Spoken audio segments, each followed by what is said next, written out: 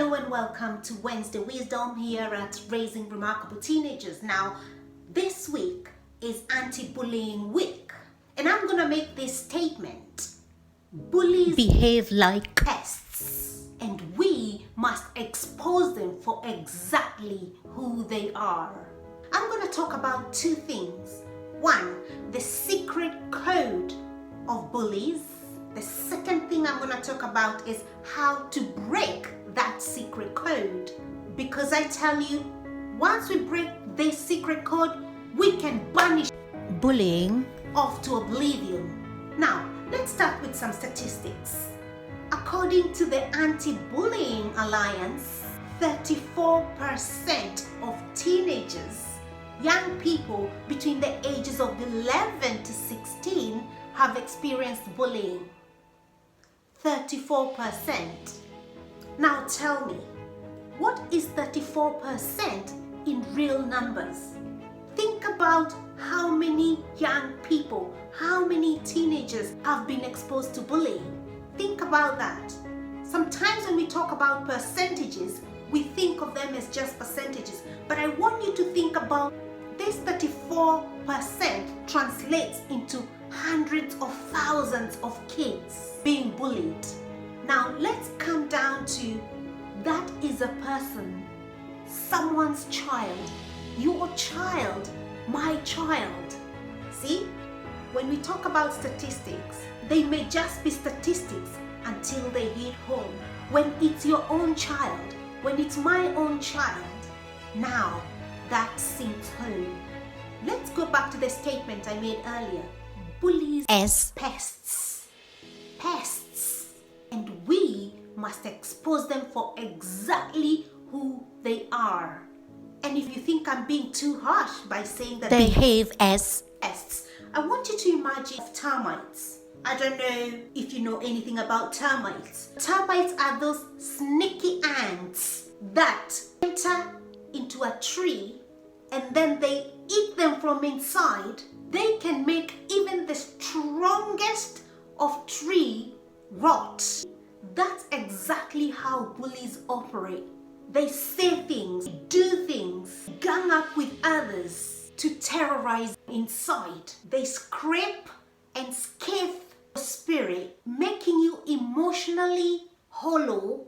Eventually, you crumble and collapse. This is what I say to young people. This is what I tell teenagers. If our teenagers don't expose these bullies, they will continue to scrape and scathe your spirit, leave you emotionally hollow. Eventually, you crumble and collapse. I'm now going to give you the secret code of bullies. A silence. See? Silence is not always golden. In fact, when it comes to bullying, when it comes to mental health, silence is not golden at all. Silence keeps our young people stuck in shame and guilt, whilst those terrorizing termites, the bullies, are devouring them from inside. That's why we must encourage our young people to break that bondage of silence. Now, I know it's very difficult because I work with teenagers all day long, and I've worked with teenagers and young people for a long, long time. And this is what they tell me when I say to them that we must break the bully's code, which is silence. They say to me, oh, but everyone's gonna think I'm a snitch. Everyone's gonna think I'm a snake. I say to them, that's exactly what the bully wants for you to think. On top of them being nasty to you, they use words like snitch, snake as weaponry and make you feel guilty for wanting to report.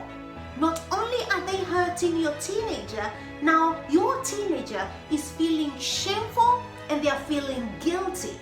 We've got to stop this, to find time and space to speak to our young people and say to them, we need to break this code of silence, which is the bully's biggest weaponry. I'm going to repeat what I said earlier. Bullies behave as pests. Nasty, nasty pests. and we must expose them for exactly who they are. The secret code of bullies, the code that keeps them going on and on and on, is silence. Silence on the victims.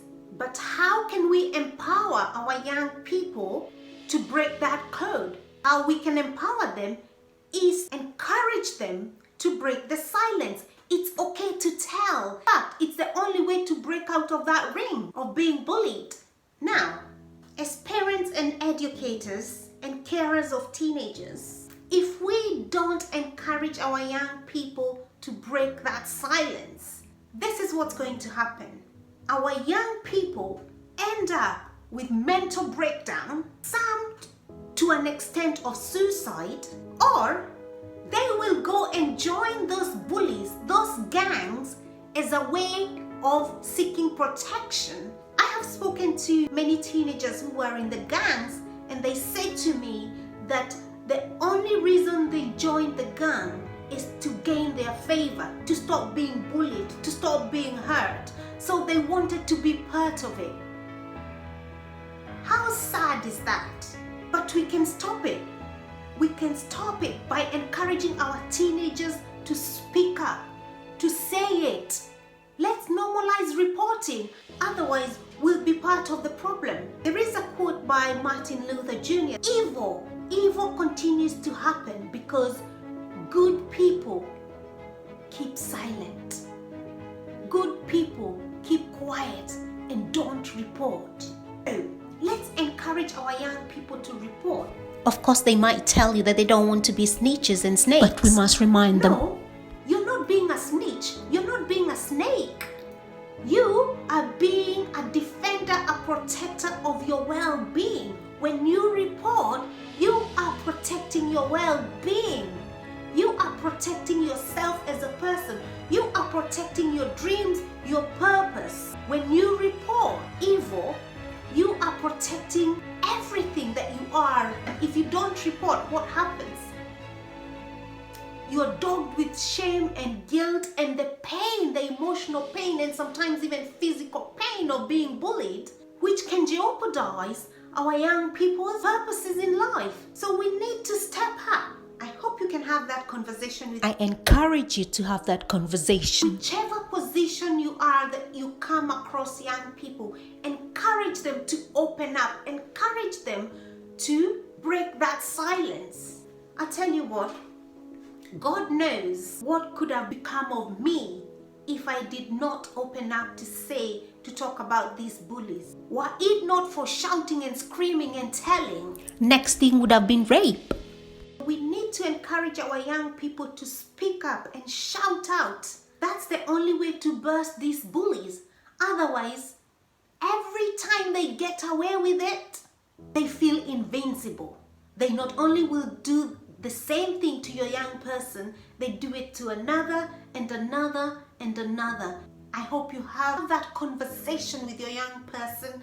Encourage them to speak up, to speak out, to tell someone. If any person is treating them in nasty ways, encourage them to speak up. If any person, their peers especially, are continuously hurting them emotionally, physically, for whatever reason.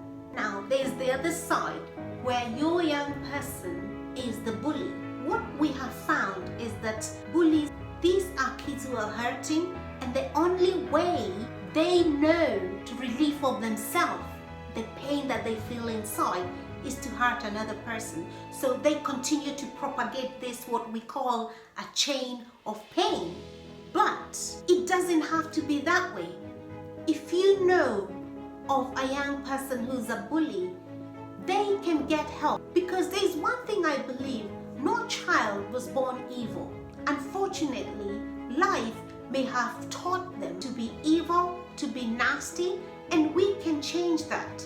We can change that by putting them into programs where they can change their mind about things they have experienced or they are going through. Otherwise, they will just continue hurting other kids. And then what happens? When those kids are hurt, they might now also start hurting others. And where does it stop? I know I said that bullies are pests and nasty, but they are still human. So we need also, on the other hand, to consider what is it that we can do for them. How can we change this? How can we stop this chain of pain? How do we get rid of darkness? How we get rid of darkness is by switching on the light. By shining the light onto the darkness dissipates. So it is with the bullies. When we shine that light into that darkness, they have no option but to dissipate. We break the very breeding ground where they thrive, and we must be willing to shine that light. We cannot be modest about this. It's our kids. It's our kids' mental wellness we're talking about. Let's not be shy. It's serious stuff. You know what? When you see kids, teenager, reduced to tears, reduced to shrivels, then you know this is no joke. When the kid will not come out of their room, is not wanting to go to school, and they are even thinking of committing suicide, this is no joke. We need to shine that light.